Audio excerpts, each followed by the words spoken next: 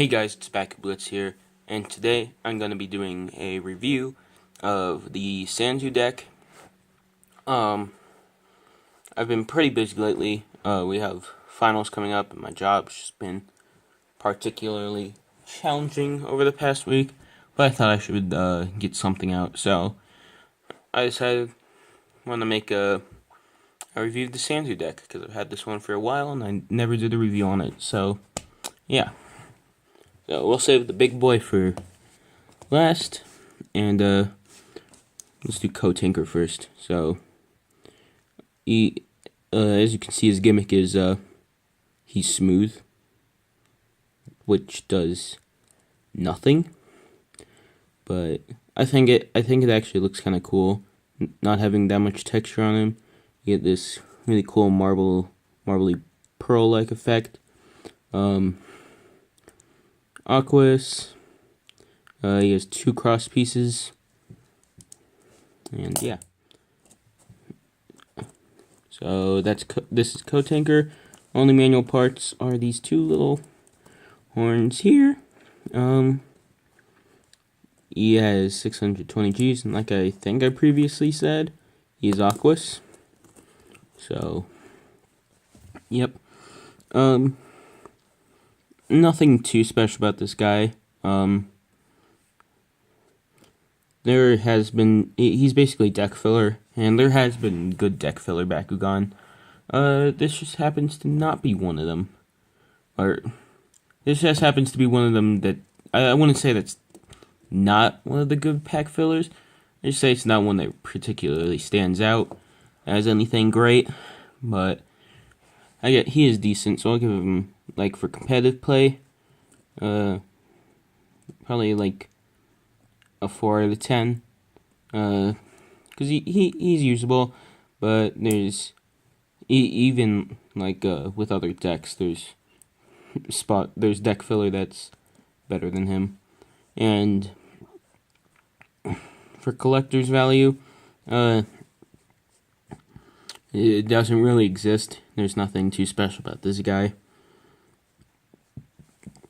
But I do like him. I kind of like how it goes from this, to having, like, no texture, no color, to having, like, all this mechanical detailing, and the red, gold, and silver colors. It, looks great. So yeah, that's Co-Tinker. Next we have Ken Pranzer. He's a Subterra Bakugan with a day-old guacamole green color with gold, and I like this one more than Co-Tinker. He has no manual parts, which is cool. The detail around the face is way better than it needed to be. Just like Co-Tinker, he's 620 Gs.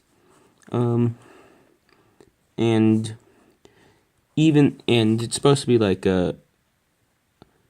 it's supposed to sort of be like Grand Pranzer, like a separate version of Grand Pranzer, but even though it doesn't have any built-in metal like Grand Pranzer, and they have the same number of cross pieces, which is 2, which means he'll never be as heavy as Grand Pranzer. He's better than Grand Pranzer because he has, like, this in the front, which adds a little more defense, and he's just got a better stance, unlike Grand Pranzer, where you could easily knock it down. This guy is more low to the ground and has more contact points with the card. So yeah, he's like a better Grand Pranzer in a way. But yeah, he's definitely better than Co-Tinker. I'll give him a 6 out of 10 because he's one of the deck fillers that's actually pretty good. Not one of the best, but still pretty decent. And for the star of the show, we have Sanzu Hollow Boss.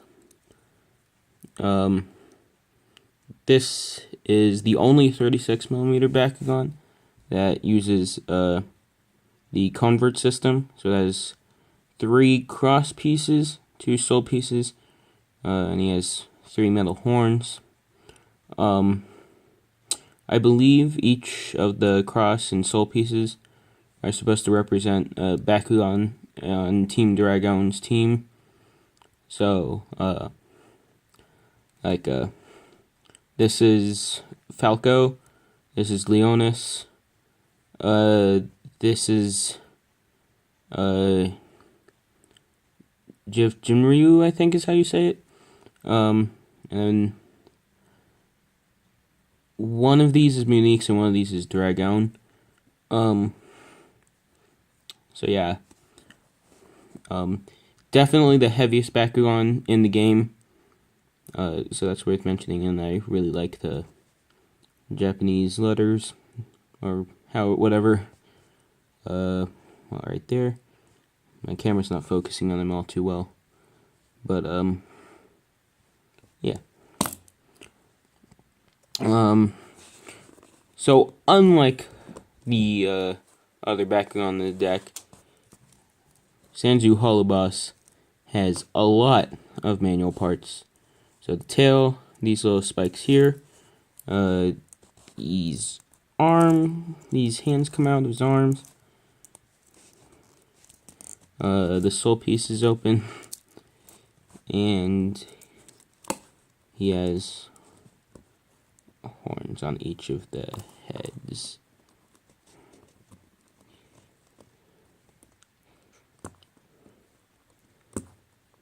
This one doesn't want to come out.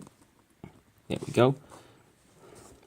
So, straight up the bat, this thing looks super intimidating. I love its design. I pulled this one out. How did that go back in? So yeah, like I said, super intimidating. I love its design. The 3 heads were incorporated pretty well. And I really like the purple color. This is one of the most detailed Bakugan from the Bakutech line. So he's quite a standout.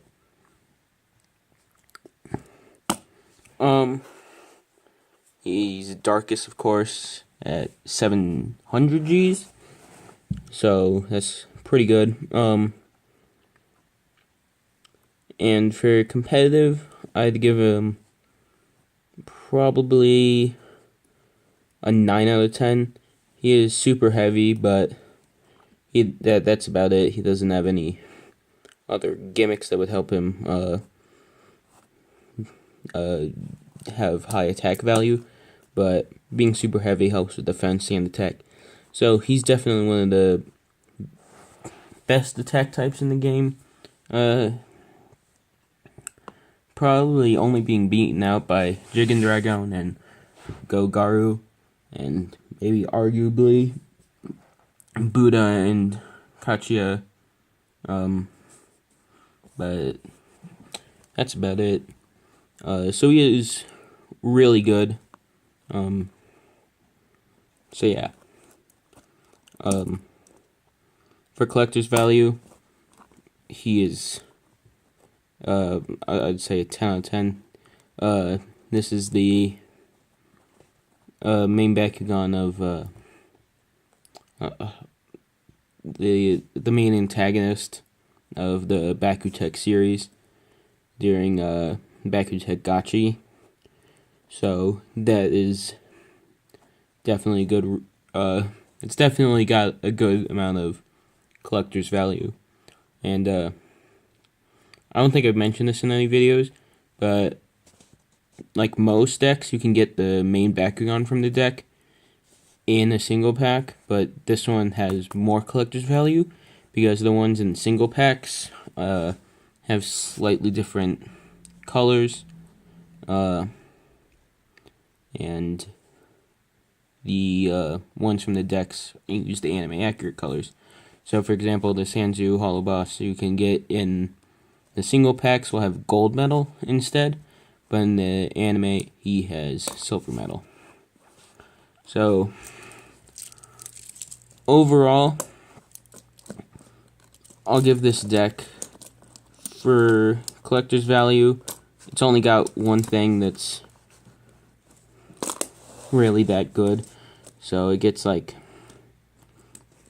it's got only one thing that's really that good, but it's a really good thing. So I guess I'll give it a 7 out of 10 for collector's value. Not the best, but at the same time, not the worst. For competitive value, it's kind of hard to say. I'll give it probably a 6 out of 10. The Cannon Prancer is decent. Co-Tanker, yeah, it's alright. But the only real super competitive Bakugan here is Sanzu Holoboss. And unlike the Jigen deck or anything, or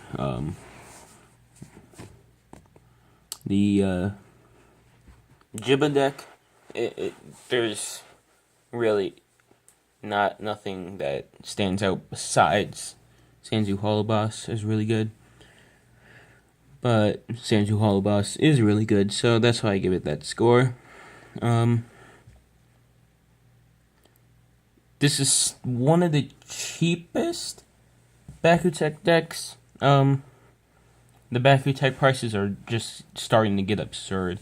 They're growing super quickly. So before this one spikes in value, I'd get it if you want Sanzu Holoboss, because that's really the only reason why you would get it. But if you like this deck, I'd say you better get it quickly, because it's one of the Bakutech decks that's staying at a pretty low price at this point, and it's most likely going to skyrocket before too much longer. So yeah, that's my review of the Sanzu deck, and I hope to see you guys in the next video.